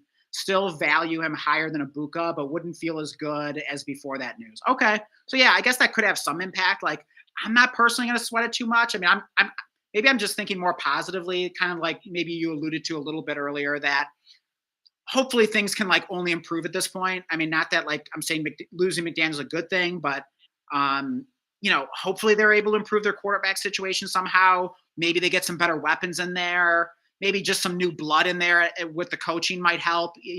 Not that like McDaniel's bad or anything, but I don't know. Maybe he was just sort of how sometimes like you just need a change sometimes. Like, I mean, look at like Mike Tomlin. It's not like Mike Tomlin's a bad coach, but it's just like it just sort of ran its course. You just kind of need some new blood in there at some point. So Yeah, um sad. so yeah, I'm Um, not worried too much about McDaniel leaving, but I don't know. I gotta think about that more. I could be wrong. I'm worried about it. He's Okay. good. I mean, I'll take the discount on A Chain. I mean, if that's a concern, if I can get 20% off of A Chain, I'll buy that. Yeah. I mean, gosh, maybe I'm bugging. I mean, I think he deserves to be faded, but like he Mhm. is still really good. Like he's still awesome. Sure. But I don't know. Like even if his receptions per game just drops by one over the Yeah. whole year, and then like he misses those yards, like that's like a big deal already. So Yeah. But I it's mean, weird. imagine if somehow, I'm not saying this is a realistic scenario for 2026, but imagine you just like magically, imagine the Lions and Dolphins did a trade. And now, Gibbs is sent to Miami, A Chain is sent to the Lions. How are you feeling about A Chain now? I mean, almost as good as Gibbs right now for Right. sure. Right. Like, yeah. Yeah. So So yeah, that's a that's good my point. point is that there is some room. Like I'm not saying it's a likely scenario that he's going to go from the horrible situation to like the best, but even if it's only some degree of that, if somehow some way the unexpected happens and he winds up in a better situation than we anticipate. I mean, heck, maybe he gets traded. Again, not likely, but I'm just saying at least there is some theoretical room for A Chain to get in a better situation, and then all of a sudden he's skyrocketing in value and probably For production. sure. Yeah, I guess I don't know. Maybe I could have checked where the market was at on these guys before we talked, but Well, no, my honestly, I perception think of I him think is it's he's better that still you don't because I mean, honestly, I think the best gauge of the market is just your anecdotal experience being in dynasty leagues. So I really think that's the best way to gauge cool. things. I will say Seb actually had another part of his question that we didn't answer yet because he Oh, also asked about Achan to Bucky or Brees Hall. oh yeah, good call there. Yeah, Um, what do you think if you were down tiering running back to running back? What would you be looking to get on top of Brees and Bucky? I kind of feel like Bucky doesn't feel really great right now. I mean, maybe that makes him a good buy low. I feel like Brees has like an easier path to just like winding up on a new team in free agency. I've heard the Texans floated out there. I could definitely see that. I think that would feel pretty good. So I feel like with Brees, I could see some immediate value gain on that. Whereas with Bucky, I'm gonna probably not gonna get that until the season comes, and then hope he's crushing it. yeah. Oh man, Brees really only almost landed. He almost landed on the Chiefs at the deadline. That would have Oh been God, so crazy. damn Chiefs would pay Um, what a third for him. Like they'd only pay yeah, they four. wouldn't It's do like, it. come on, like you're really gonna cheap out over a damn third, like late third, third round pick. Like give me a break. We almost had greatness. But anyways, yeah, I mean, I don't know, like it depends where market's at, but like to start on Bucky, I guess. Like I don't know, he's a bit BTJ-ish to me. Like Yeah, great rookie year, low sample size, and then injuries, and then he like was genuinely bad this year. Like yeah. in real life, like he wasn't good or efficient. But like I don't know, I haven't done the deep analysis on like how good the line was, etc. I Um, have a feeling, like a gut feeling, that he probably just wasn't going to be healthy. And I'm trying to remember what exactly that's based on. I probably asked my dad about him, like, "Oh yeah, what do you think of like Bucky Irving the rest of the season?" I'm pretty sure I did, and I'll double check, but I'm pretty sure my dad was like, that could be pretty iffy the rest of the season."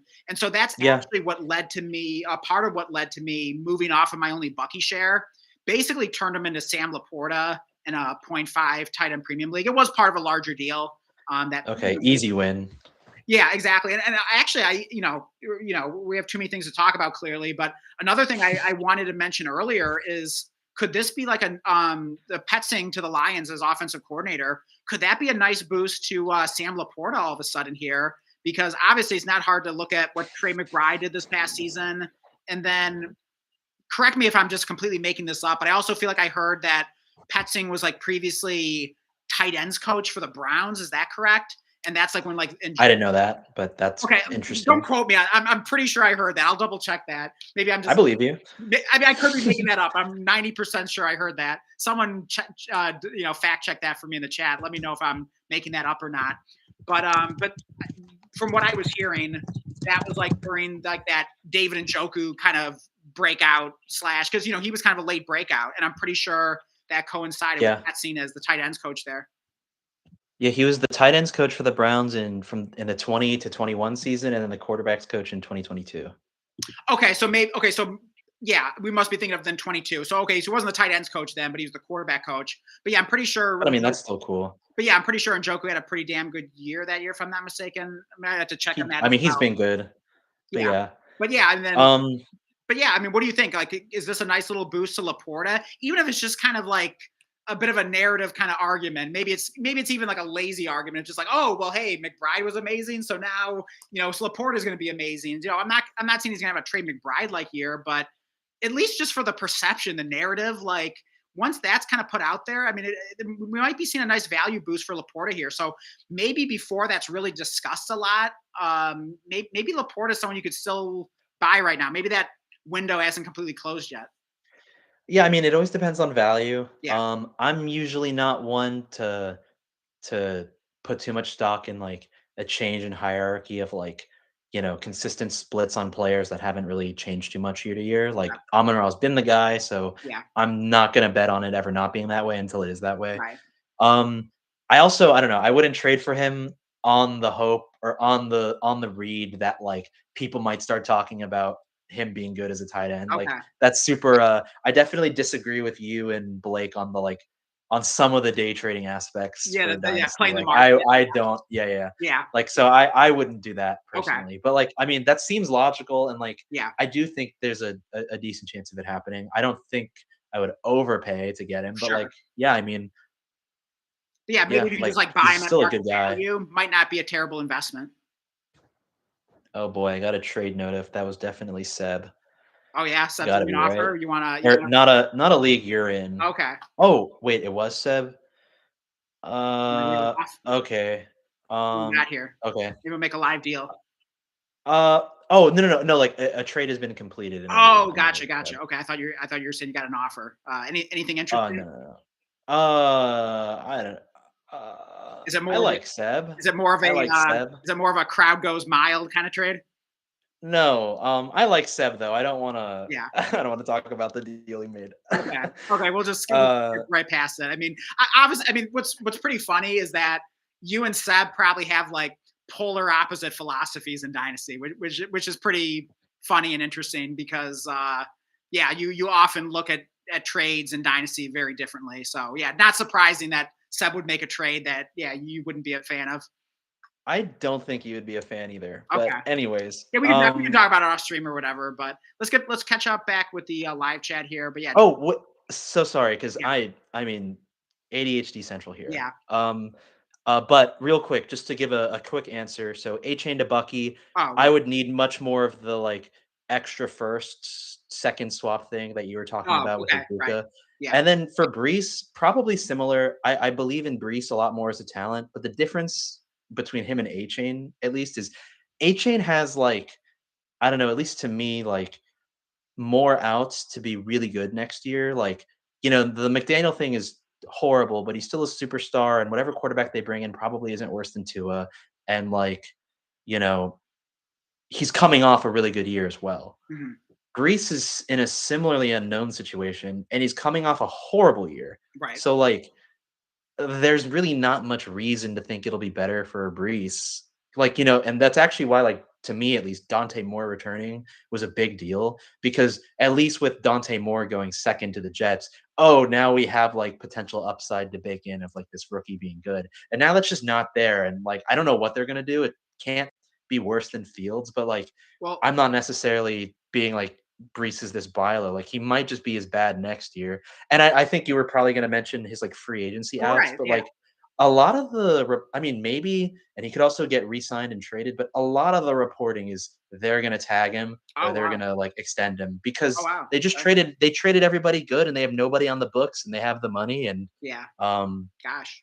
Okay, yeah. And so I'm expecting him to stay Wow. Okay. personally. I mean, I had not heard that whatsoever. Like everything I have been hearing is like basically just acting like it's a foregone conclusion that Brees is going to be on a different team next year. So Really? yeah, Maybe maybe I I'm wrong. overlooked that a Hmm. bit. But yeah, I'm surprised I haven't heard that. If you've been hearing that, bless you. But yeah, that's Thanks. interesting though. So yeah, maybe I wasn't factoring that in enough. But yeah, I think either way, I'd probably need a like even a late projected first straight up. And honestly, like I'm trying to think in a real league, like I might even need like a small plus on top of that. So I maybe I'm even a little higher on A chain, and then maybe I'm not worried about the McDaniels thing that much. But I feel like I would need like a late, on top of one of those running backs, Brees or Bucky. I feel like I'd need like a late projected 27 first, and probably either like a mid to late second, or kind of an equivalent player that I was high on or whatever. Yeah, and by the way, I'm skimming Twitter, and there is like people tweeting about how they want him to leave. So maybe it is actually more likely than I expected. But also just like logically, like independent of all the buzz or whatever, like no way the Jets, who stood pat on not trading him for a fourth, are gonna let him walk for nothing Oh, now. I see what you Like, mean. Yeah, and they have the money to keep him, and he right. has value. Like worst case, they re-sign him and then they trade him in 6 weeks in the year or something. But at least they'd get something for him. Mhm. And I don't really want to bank on that maybe happening. I don't know. Right. So I'm kind of low-ish on Brees at the moment, but maybe that's wrong. I was really high on him last year. Yeah. But hey, we got KO Kingdom in here. Good to see you. Welcome. He says, "Have you been looking at the draft or no? I hope the Bears can get Caden McDonald with pick 25 or TJ Parker." Yeah, I mean, I can't say I'm an expert on all the rookies in this class, especially the ones that are especially like anyone that's like certainly like non fantasy related. So yeah, I'm not sure exactly what's likely to be available to the Bears at pick 25 right at this moment. But yeah, I mean, I'm definitely gonna have a better and better idea as time goes on here. And yeah, Yeah, go ahead. I'm very much a fantasy focused rookie Yeah. person. So I don't know too much about these guys. Although I would think from what I've like heard about the edge rush dialogue, I would expect TJ Parker to be there at 25. Like I've Okay. seen him projected late first and the edge rush class is really deep. So Yeah. I mean, I think that's a super reasonable Yeah, get for the like, Bears at honestly, like, 25. I'm probably not if it comes to, like, a non-fantasy related position, honestly, I probably won't even be, like, that much more educated, 2, 3 months from now, because like, I'll just sort of focus, like, on all the fantasy relevant players and positions, of course. Yeah, for sure. Um, Yeah, I could name you probably sixth round, receivers who are gonna go in the sixth round right now, but like okay, I don't know anything past the first round for any other position pretty right. much. Yeah, yeah. But yeah, let's sorry to skip ahead there in the live chat, but just wanted to welcome KO Kingdom there. But catching back up to where we left off here, let's see. J Dobbs says running backs seem to fall off a cliff after the RB1/2s, where I think there's a good chunk of mid tier wide receivers you can target decently cheap. Yeah, I mean, I do feel like the value insulation kind of at some point it kind of falls off a cliff. I mean, I'm sure there you could kind of look at several points where there'd be like a tier break. Like, I mean, it kind of feels like what Bijan and Gibbs probably in their own class. I mean, maybe you could argue Genti belongs there, or I don't know, maybe he's in his own tier, Nah. Yeah, he's in his own tier, probably in his own I tier. think. And then after that, what guys would be right there? Would it be like guys like, I mean, probably for you like Hampton, and maybe it gets a little subject, probably A Chain. Maybe some people would have like a Jonathan Taylor there. I'm not sure at this point. James Cook is my Oh, James Cook. Yeah, of course. Good RB call. I knew I was forgetting 6. someone. Yeah. I mean, James Cook has been underrated for so long. I just been kind of laughing for at least like the last, at least like the last year over just like this like regression argument with James Cook. It's like, oh yeah, like he regressed from what, like, 18 touchdowns to 14 or whatever, and he was still finished as like what, like top 5 running back who was like a borderline league winner for you and was an absolute value in dynasty and redraft and pretty much every format. So it's just like, it seems like he's finally getting the credit he deserves, but I don't know why it took us so long to get here. Uh, I think that's an oversimplification, and Okay. he Okay. Let's not get into too much. Here, I want to catch up. I want to catch up with the live chat. We'll probably have to get you back on here again really soon because yeah, too many I'm things always to down talk to come about. on for sure. Never enough time. But yeah, back to the live chat here. Oh yeah, J Dobbs says, appreciate the insight, guys. Absolutely answered it. Yeah, our pleasure. And then let's see. Seb says, I've been seeing Malik Willis to Dolphins rumors on Instagram, etc. Yeah, that's interesting. I've heard that idea floated out there as well. Yeah, any quick thoughts on Malik Willis? He looked really good in that Ravens game, at least just kind of from like a layman's perspective. I mean, I'm not some kind of film expert or whatever, but he looked good out there. He's making some plays. Yeah, he or I guess I'd have to update my like news research on stuff, but Okay. last I heard, Malik and Mac Jones are pretty like Mac is very likely going to get traded somewhere because he'll Oh, you have think so? value Okay. with the weak class. At least that's what like I last read. Like So I yeah, don't the know. last thing I read, although I don't know if I'm totally buying it, it sounds like kind of coach speak or trying to like increase his trade value. But I believe it Yeah, was like Kyle Shanahan just recently was saying like, oh yeah, we plan on Mac Jones being a 49er and yeah, we don't envision ourselves moving him. But it's like, what do you expect the coach to say? So I'm not really putting much stock into that. I agree, but I think they can get a good return for him. Like Yeah. I think they might be able to like luck into like a late second round pick. Like they might actually get a really good offer for him. Yeah. But anyways, for like both those guys, like I kind of think if you can get either for like a late second, like you just instantly do it for sure. Because Oh yeah.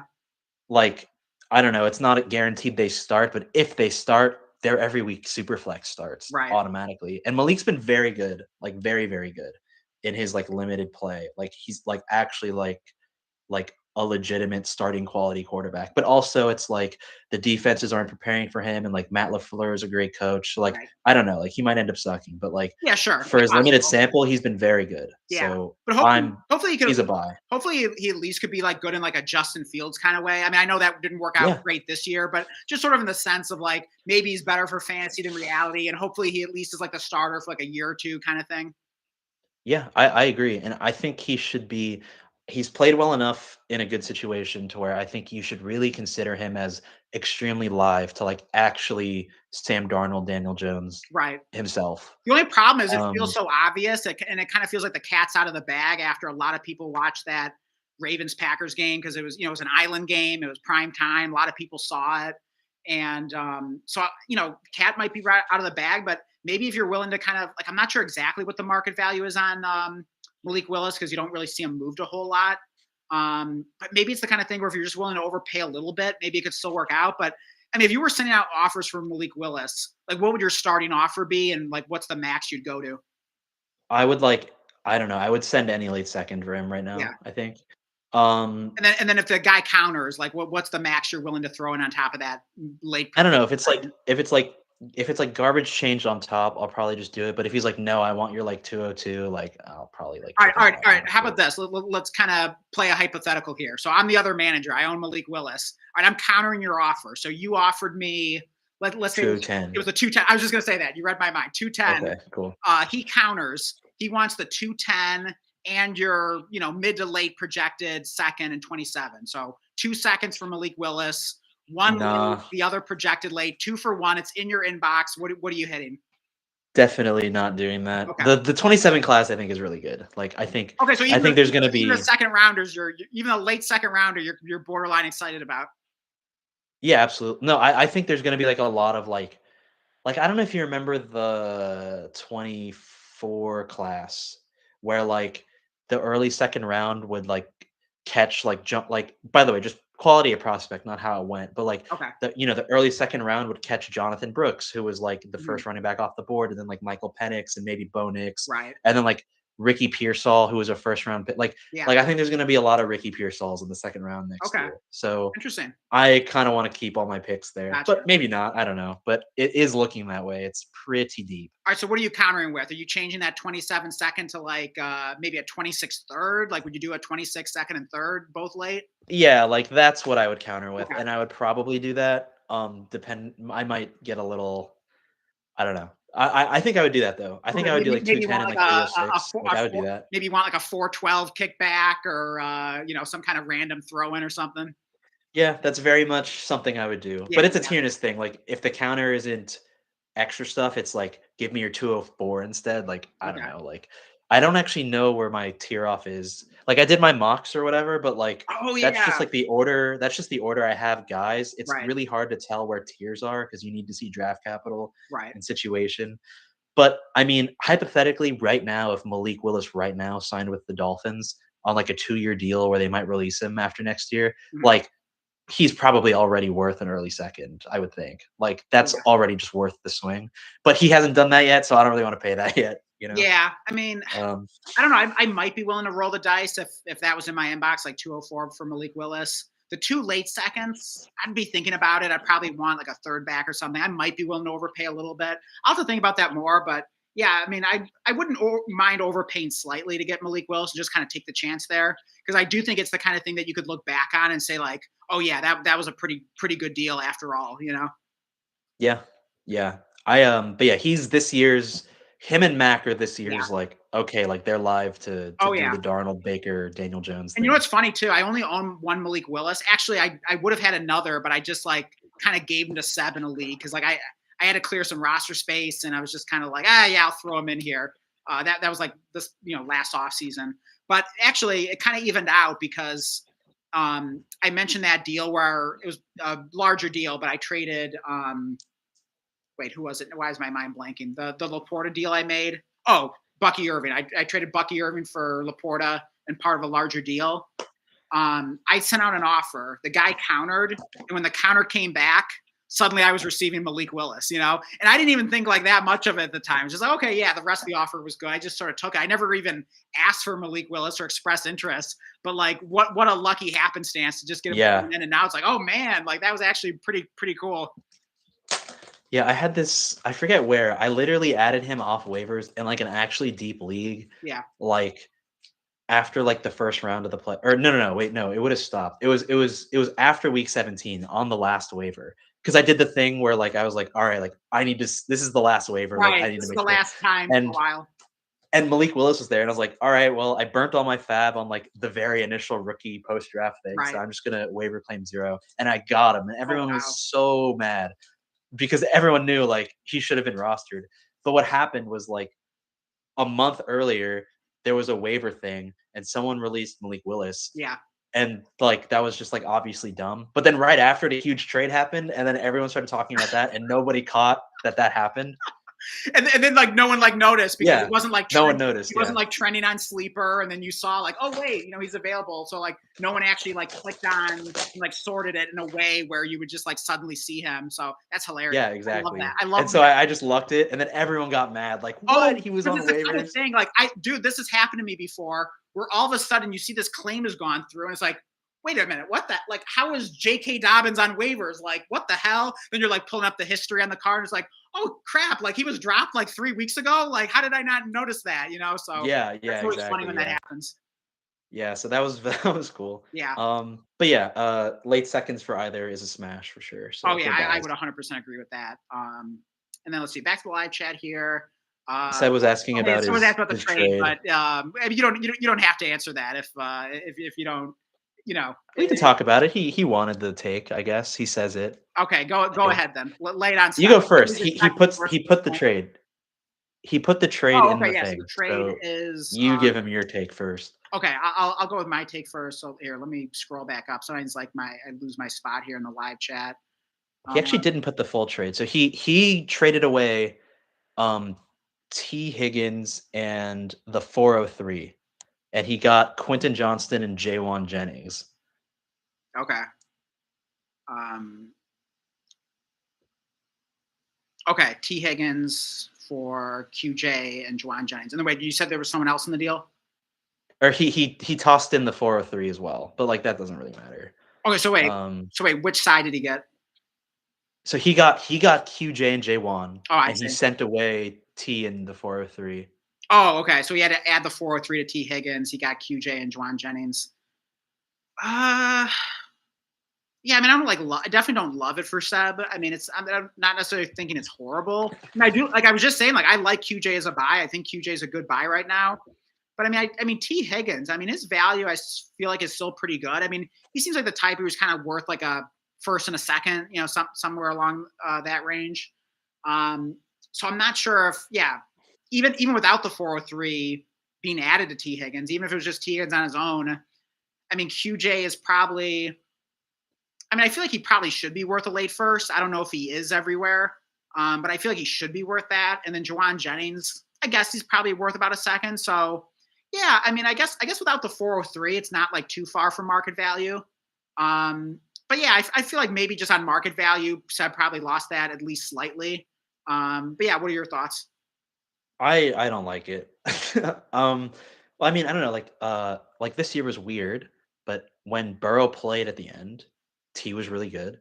And then the year before with Joe Burrow, T Higgins was the wide receiver 3 in points per game. Yeah, And so I don't know if you get healthy Burrow next year, like you maybe just traded away like an actual wide receiver 1. yeah, And then I don't know, like QJ and J1 have outs to be good, but like it seems like J1's going to be a free agent and not return to the Niners. okay, And like he was like a career backup to Debo until right, one Debo injury, and then like the Shanahan goaded scheme has him looking good. right, And like he's definitely solid, but like I don't know, like yeah, if he goes to the Steelers or something, right, like ugh. And then like QJ like isn't a target earner, and there's a yeah, lot of mouths there, and right, it's totally in his range of outcomes to be really good next year. But like everyone else is also there, and I think it's gonna be inconsistent. Like I don't think QJ's much of a target earner. mhm. So yeah, I don't know. I'm definitely I think he lost more than by more than what you said, I think. Yeah, I mean, certainly there's a scenario in which Seb wins the trade, but I don't think Of that. course. But I don't think that's how you evaluate a trade. I think you can only evaluate it for what you reasonably could have expected at the time you made it, right? So Yeah, I agree. from that perspective, and like if Seb had asked me about this before he completed the trade and asked me like what I thought or what would I counter with, probably my counter if I was going to make one, or let's just say Seb told me he really wants to get a QJ share, and so he doesn't want to go like too crazy with the counter, but he wants to get it done, but wants it to be fair and even on market value. I probably would say like, okay, first of all, get the 403 out of there. You don't need to be adding anything to T Yeah. Higgins here. And second of all, I kind of feel like there at least needs to be like a late second on the QJ and Juwan I would agree. side. Yeah, I think that would be like a lot better yeah. to me. I still probably wouldn't do it, but I think that Yeah, would I be mean, like at way that better. point, I'd say like that's probably about fair if you really believe in QJ and to some degree Jennings, and you wanted to accumulate another pick. I'd say like, yeah, you could talk me into it. I'd say that'd probably be about fair. But yeah, that's what I feel like the deal like should have been at the least. But we'll see. I mean, hopefully it still works out in Seb's favor. But I mean, Yeah, for sure. I don't know. I mean, one thing that I can't remember if I actually ended up telling this to Seb. Well, actually, I think I did, but one thing that even I do, even just being like a pretty experienced dynasty player, it's pretty rare that I make a deal. I'm gonna say rare, but it's certainly not common. As much as possible, I'd say at least like 75% of the time, and it probably should be closer to 100. I get a second opinion before making a trade, especially if I have any uncertainty whatsoever. I always like to get the second of opinion of someone I trust. Often it's Blake just because we talk so much, but I have other people I ask about as well. I just think it's a good idea because a lot of times it saves you from making what would have been a bad deal, and getting that outside perspective just kind of helps snap you back into reality. Yeah, I agree. Um, definitely, I definitely threw a lot of the trades I did in listener league in like my one league chat, like, Yeah, yo, like, right, what do you think? Like, right, but yeah, I agree. I also probably would have said to get more, but like, I don't know. yeah. Yeah, I Seb don't think does it's what like I don't Seb think it's does, and it works out, Yeah, I so, don't think it's a horrible deal, but yeah, I definitely think you could have played some more hardball and at least gotten that fourth out of there, and maybe even gotten a second or something like that thrown in on your side. I'm But I'm really high on T Higgins though. Like yeah, his last healthy year where Burrow was healthy, which was recent, yeah, he was literally the wide receiver 3 in points per game. oh Like yeah, that's really good. Like I don't know, like he might be like by week 5, like I don't know, he might be like 2 first or something. yeah, Like yeah. I mean, he always seems to be one of those guys that he seems to be on like the winning on the team that like wins the championship in like any given league. Like I feel like he's been on a lot of championship rosters. The past yeah, past few years. He seems to have a tendency to like get hot in the fantasy playoffs for whatever reason. I can't remember offhand if he did it this year or not, but I feel like the two previous years he did. yeah, he Um, won me that chip 2 years ago. He okay, had his one nuke in week 17. exactly. Like that See, was there you sick. go. Exactly. Yeah. So he is a nice player to have. He just kind of feels like a fantasy championship caliber player. So he's definitely not someone I trade away lightly. But yeah, hopefully it works out for Seb. Let's catch up on the live chat. Let's see. Seb says, F that market value. I'm going for the win. Well, hey, I mean, Seb's probably feeling that much more emboldened for that perspective after taking down the listener league and doing it his way. Frank Sinatra style. He did it Seb's way. So yeah, it worked. So you got to give him credit for that. And then Seb also says it's with Jeff. If I want Higgins, I can easily get him back. LOL. Jeff is like addicted to trading. Oh, I see. Okay, gotcha. All right. Hey, well, maybe get him back at some point then. Yeah, Um, maybe. yeah, I feel like we should probably wrap things up pretty soon because it is almost like Okay. 4 a.m. and I probably should get some sleep. Do you want to just give me like a quick Travis Hunter take? And we can always talk about him more, in future streams. I definitely feel like we got to get you back on here again soon. But quick, Yeah, I'd love to. Always down to come on. All right. yeah. I guess I don't know. Quick Travis Hunter take. Like, is that even possible? Okay, I don't know. Like, Save it for next time, or do you want to give me like an elevator pitch kind of take on Travis Hunter? well, okay. So like their offense ended up playing better towards the end of the year, Oh yeah. and I think Parker Washington has to be taken really seriously. Okay. Like Interesting. at first Parker was playing well, and I was like, oh, like this is really bullish for Travis Hunter because this is the backup playing well, and Right. when Travis Hunter's Exactly. back, Exactly. but like like the last 4 or 5 weeks, especially, but then his last like 7, 8 week run is really good. Like, so on the whole year, Parker Washington was like top 25 in targets and yards per out run. Wow. And like he might be slot inflated or whatever, but like that includes the part of the year where he was crap. So like the Sure. part of the year where he was Right. good, like he's playing really well. So Yeah. he has to be taken seriously. And then they brought Jacoby back. So it's very, very crowded. Yeah. And you know, if people are really bailing on Hunter for like a mid second, like I'll do that gamble this year in a Sure. week class, like sure. Um, Anything above that, I don't know, maybe not. Like there's a bunch of steam. He'll be on defense more, but Yeah. I don't really buy he's gonna only be on defense. They drafted him to do both. The GM said he'll do both. Yeah. But like even if he plays offense and like, 50% snap share, Right. like that's not great. And then I don't know, BTJ I prefer to Hunter, and BTJ's rookie year was still so good that Yeah. he's clearly a good player, but he's similarly ceiling capped as well. So Yeah. I don't know, like he's also weird. Like before Parker Washington's real breakout, I was really excited with my BTJ shares because I was like, he's so obviously gonna like just resume being good once he's not injured anymore. But Parker Washington played really, really, really well, and Yeah. he's arguably the most valuable receiver to me for Dynasty in that room. Wow. Um, I should like actually do a real like rigorous check on that, but like I mean, I don't know. But The do it. young slot receiver, Yeah. yeah. If you feel The that young way, I slot mean, you should receivers be in the sending same out some split, trade yeah. offers for Parker Washington because, like, you might be able to get 100% shares if you feel that way. Yeah, I tried a few and nobody's really moving him for, like, the mid-second I would, like, wanna do it for, so, um Yeah, but I mean, like, if what you just said recent a moment ago is true, that he's the most valuable. I mean, wouldn't in theory, maybe you don't want to because it's so much higher than the market value, but like in theory, shouldn't you be happily paying a late first for him, especially in a questionable draft class? I did say he's arguably the most Okay, valuable, like gotcha. like, I actually don't know, like, I might still prefer BTJ, but Parker's recent run has been really crazy, and Right. he seems much likelier to stick than, like, BTJ, who, like, had a horrible complete year, or Hunter, who's, like, has the positional suspiciousness, Yeah. but, like, yeah, I don't know. I'll have to look into that one. But you should look into his like recent run. Like Yeah. the target share and the production were like actually very good. Yeah. Like a really good player would do. And he did that. But yeah, like I don't know. I might try a couple like late second, mid second attempts, but I tried a few of those around and nobody really bought into it. Or how about But this? I do think he should be considered though. I don't Yeah. think he's like obviously third or anything. Right, Like right.